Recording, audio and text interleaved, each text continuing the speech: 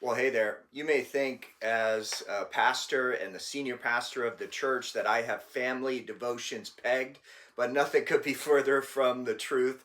The honesty is that we're still learning what works for our family and what works for other families as well. I've gotten a lot of feedback over the years and different pastor friends, different leaders in churches, and what do they do? And I wanted to just share some of my own personal reflections with you, as well as some tips that I've picked up along the way for our family as we do family devotions. What we try to do is to keep it consistent. That's tip number one.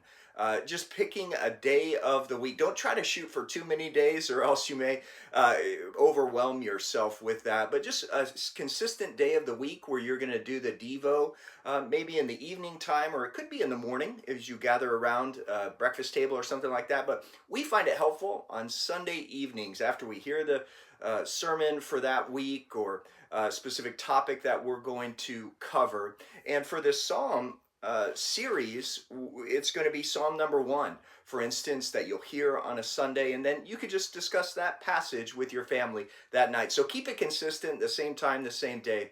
The other thing is to keep it simple. And a way to keep it simple is one person doesn't own everything in that process. You can share leadership there, you can allow others to speak in. And so, dads, sometimes we're control freaks, or moms, maybe that's you. We don't have to control the whole conversation. We can actually allow different kids, parents to lead the devotion each one of those days that you do it. As well as the last tip I would encourage you with is to be honest, to be transparent. As you're maybe going through reading over, for instance, Psalm 1 that week, you would read it, and sometimes you can share reading it, or one person reads, but then you just allow people to answer the questions. And each week we've given four different questions that you could go through. You don't have to do all of them, but what you can do is use them as starters, just to be open and transparent.